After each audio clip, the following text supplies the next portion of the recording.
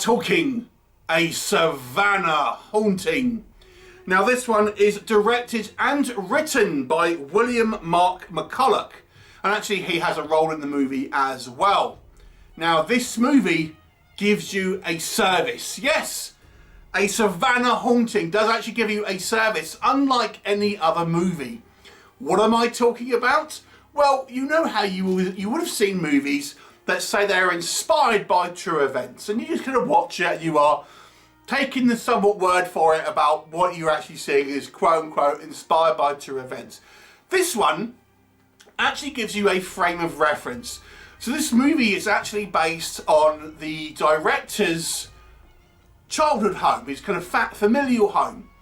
And top and tailed with this movie, you actually have interviews with the director, some of his family, even a couple of crew members, talking about experiences within this house and how it essentially inspired them to make this movie. Now, does this mean this movie is kind of based on this director's experiences within this house? Not really, but it kind of gives you a window into how these kind of things are marketed as based on inspired events and inspired by true events and things like this. What are we talking about? So, you know, we have this director and his family saying, oh, there was like spooky footsteps, or there was kind of like voices coming from nowhere, or there was a shadowy figure, and that's kind of it. It's nothing kind of like necessarily dangerous or kind of malevolent. It's all somewhat innocuous. And then you actually watch the movie and it's something far different to that. So that'll give you some idea of when you do see stuff which is quote unquote inspired by true events, you know, what that actually kind of means. So, you know, round of applause for this movie for, I think, giving you a frame of reference to what that actually means, if you didn't have any idea. But what is this story? Well, this movie was actually, apparently, at least the majority of it filmed, maybe apart from some dodgy green screen, in this apparent haunted house. In, you know, the Savannah area, I guess, in the southern America. And it focuses on this family. We have the father, the mother, two children, a teenage girl and a kind of a young boy. And they move into this old house which seems needs a little bit of work, etc. And almost immediately there seems to be some type of presence which is there that kind of affects the family members in different ways, you might say. And as time goes on, it seems to have more and more influence, trying to kind of gain control of kind of certain family members, trying to get them to do certain things, which leads them down a dark path. What will happen? You'll have to watch the movie and find out. So let us discuss a Savannah Haunting. What do I think works in this movie? Okay, so this movie is what I would refer to as kind of a mum horror. This is the sort of thing that you would find your mum watching on a kind of afternoon one day on TV.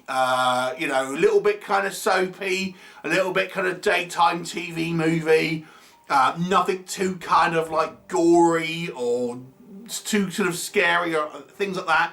It's a slow burn kind of like spooky tale with kind of ghostly kind of goings on and all this kind of stuff. It's that kind of movie, of which there is an audience. I will say, the audience isn't for everyone, but I would say there is an audience. Outside of that, because obviously that's more of a situation where certain groups might be interested in this movie, but what can I say that legitimately works in this film? I think the acting is fairly solid, to be honest. I think all the actors here do a pretty good job. In particular, I think the mother, who actually, I have to say, is kind of somewhat unlikable, but it's by design, really. She's kind of like, you know, you want to believe that the husband is trying to kind of, for example, not lead himself in temptation, despite the fact that he's getting somewhat of a hard time from his wife. But it's nothing too over. It's just a kind of, she's under a lot of stress and things like that. It's like, you know, you can kind of understand. So I thought the way these kind of characters were acted and written were quite kind of strong. I think there's, for example, the kids are kind of quite interesting as well. The daughter is maybe kind of finding her kind of sexuality, although that was a bit weird because she seems quite young for a somewhat kind of sexy scene in the movie. I was thinking, how old is this girl supposed to be? This is a little bit weird, but anyway, I don't know. And then the little kid, who you normally think is the one that has the most influence from these kind of otherworldly forces. I actually kind of quite like what they did there, and you think that's the way it's going, but it kind of changes it up, which I thought was quite good. So some of the kind of the character work here I thought was relatively strong, and, you know, competently acted. I'm not going to say this is kind of awards-worthy acting, but it's competent. And we have these kind of side characters that kind of come in and out, and you think, they seem a little bit off kilter. I can wonder what their deal is, and, you know, you can probably guess. One of the subtle elements that I kind of liked, but I do have some problems with, which I'll come on to again, was the way that you see spooky stuff in the background. And what this movie does is, for example, it will just pan across. The camera will kind of pan across the room, you know, follow a character as they walk past, and there'll just be something standing there. And the movie, I think, doesn't kind of focus on it, which is quite interesting. A lot of times in horror films, for example, you have like a scene like you're watching now, there'll be a big void here, you know, next to a character. So you know something's going to happen within this void, and the camera is deliberately positioned so you can kind of see what's going on. But with this movie, at least some of the time, it doesn't do that. You just happen to see, like, in the corner of the screen or kind of in the background, the camera will just kind of like, you know, either zoom or pan across or do something, and it will just be there. And then the camera doesn't kind of focus on it, and if you miss it, you miss it. You know, there's quite a few habits. Some of them are more overt than others, but there's actually quite a few subtle ones, and I kind of liked it. I thought it was quite good, and I quite like the fact that the movie doesn't make a big deal about it. They're just there, and if you miss it, you miss it. If you don't, you don't. I kind of quite liked it. I've got to say the ending of this movie is fairly strong, and it actually has a when the kind of threat is revealed, it's maybe more serious than you first think. It positions itself to be a somewhat kind of generic haunted house mystery, I have to say. But when the chips are down, you realise maybe the stakes are a little higher than you initially anticipated. Although again, I do have some issues with that, and I have to say, but it kind of felt like, oh damn, you know, this is going to be a tough spot to get out of. But there's only like 7 minutes left of this movie. What's going to happen? Clearly not very much. But yeah, the final, not even the act, the final kind of like 10, maybe 12 minutes or so of this movie, as I say, it ends on a bit of a banger, to be honest with you. And obviously the fact that this is apparently filmed in a kind of a real haunted house gives it some kind of like kudos and kind of spooky kind of atmosphere and things like that. And, you know, it definitely has an old-fashioned, slow-burn TV style of movie feel to it. So what doesn't work? It has this old-fashioned, slow-burn TV feel to it, which I don't think is going to be for the majority of audiences. I think there is a group, like I've said, who I think will enjoy this movie. The horror is on the lighter side. It's nothing, there's no real gore, there's no real kind of like overt kind of scares and kind of special effects. You'll get a little bit of kind of like, you know, blacked out eyes, spooky dolls moving, doors opening. Nothing kind of particularly kind of overt. There is a little bit of toplessness, female toplessness. Outside of that, that's kind of the most adult thing in this movie. But I think it's kind of maybe a little light for some people. It feels a little bit kind of on the safe side, like you outside of that one sequence where there's a bit of nudity, a bit of a you know, a toothless film to a certain degree.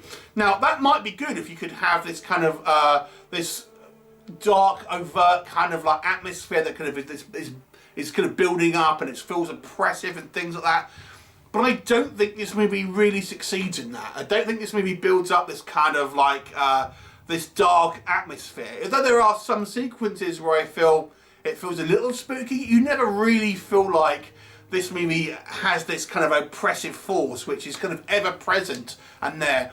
You know, I think partly it's because it's kind of, it's light, kind of TV-like feel. You know, the lack of kind of, I think, a decent score doesn't help. The fact that a lot of this movie is quite bright and kind of like out, you know, sunlight and things like this, you kind of feel like you never really feel any type of fear. Again, it goes into that, like I said, that kind of light horror. Now, when we do get into the more overt horror elements, I feel it's a little bit late in the game. because when things are revealed, the threat is actually kind of makes itself known in its, you know, its true form, so to speak. You think, okay, this is more serious than kind of you maybe would let it believe, but there's not enough time in this movie for it to get any kind of real resolution or come up with a way to maybe fight it and things like that. I feel this movie should have introduced those elements earlier, so you can kind of get you know, I don't want to spoil it for you, but you can kind of think, okay, we need to try and find a way that at least gives our kind of our protagonist some kind of like way to fight it, perhaps. But when you leave it that late in the game, you can't really, you know, introduce these new elements because it's just too late in the story to have that. And as such, you kind of, you know, you can kind of pretty much see where the movie is going to be going, to be honest. Some of the kind of the things here are a little bit tropey. I feel this writer director and you know, small starring role is basically has a checklist of every kind of like haunted house style kind of cliche that you're going to get. You know, we've got the haunted doll, we've got rocking chairs moving backwards and forwards, doors opening on their own. And it does that thing where ghosts kind of appear behind people. Now, I kind of like some of the kind of the way this was shot, but at the end of the day, I always think when you have ghosts that are appearing where someone's not looking, who are they appearing for? Because it doesn't make, it always takes me out of the movie, because I don't think it ever makes any sense. Because you're thinking, if a ghost is invisible most of the time, but it's making itself known, you know, so you can see it, but the character isn't looking, who is that ghost appearing for? It never really makes sense to me. I guess it's ghosts. I guess these things don't make sense. But for me, it bothers me. Anyway. And, you know, I don't think this movie ever breaks new ground. Outside of the kind of the novelty factor of having these interviews and this kind of the fact that this movie is filmed in this apparent haunted house, the actual running time, the actual story itself is kind of generic. It's nothing you haven't seen before. You feel like it's borrowing from movies like the kind of The Conjuring or Insidious and kind of things like that, or plenty of other kind of haunted house movies that we've had, and it's kind of the same sort of thing that you've seen countless other times, but done in a kind of a way where you know, the scares are relatively kind of light. You know, and it doesn't really, it feels more like a daytime drama that is about kind of like, you know, hauntings or something like that. It's the best way to describe it. The movie isn't a bad film, I would say that. I mean, I was kind of engaged with the characters. I quite like the fact that these entities, spirits, whatever you want to call them, came at different family members in different manners. So that was quite good. You know, each of the family members has to deal with they're kind of like these supernatural forces, and they're coming at them in different manners. Although one of them doesn't really make sense because apparently they have a mobile phone plan, but that's all I'm saying. But yeah, it's a little bit kind of on the lighter side, a little bit kind of bland, I would say, but I'll give it a 4 out of 10. Have you seen it? What did you think of it? Leave me a comment and I'll look forward to seeing you next time. Bye for now.